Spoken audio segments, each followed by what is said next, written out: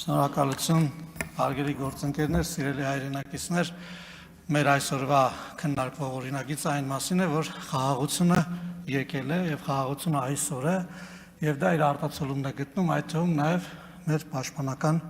գերատեսչության ընդունած քաղաքականության վրա, ըստ այդմ ծառայության ժամկետը կրճատելով եւ դարձնելով 18 ամիս։ Ըստ էության մենք նաև մի բանի մասին պիտի խոսենք, որ բանակը հնարավորությունների տեղ է, մեր հասարակության շրջանում տարբեր ընկալումներ կան բանակի մասին, ես ուզում եմ դրա դրական կողմերի մասին խոսել, ցանկանում եմ իմ փորձի մասին խոսել, ասել, որ իմ լավագույն ընկերները եւ մանկության պատանեկության տարիներին համարժեք բանակից են եւ մինչեւ հիմա մենք շատ կարեւոր եւ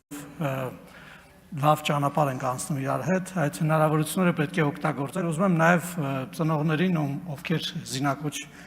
տարիքի երեխաներ ունեն, ասել, որ ինքս ֆիզիկայի եւ մաթեմատիկայի դասընթացները պարապել եմ իմ ծառայության ընթացքում եւ ընդունվել եմ Բարսագույն ուսումնական հասցեության ծառայությունից հետո եւ այդ հնարավորությունները այսօր էլ կան բանակում եւ ուզում եմ նաեւ կոչով դիմել մեր պաշտպանության նախարարին, քանի որ այստեղ է, եւ խնդրել, որպեսզի բանակի հնարավորությունները բազմապատկվեն, հատկապես կրթության ոլորտում, որպեսզի այդ տարիները, որոնք ծառայության ընթացքում անցնում են, ինչ որ չափով անհավասար պայմաններ չստեղծեն այն մարդկանց, ովքեր ծառայում են եւ նրանց, ովքեր չեն ծառայում, տարեկետում ունեն կամ տարբեր այլ պատճառներով եւ բանակը նաեւ որպես այսպես ասած տրամպլին օգտագործվի հետագա կյանքում մեծ հաջողություններ ունենալու համար։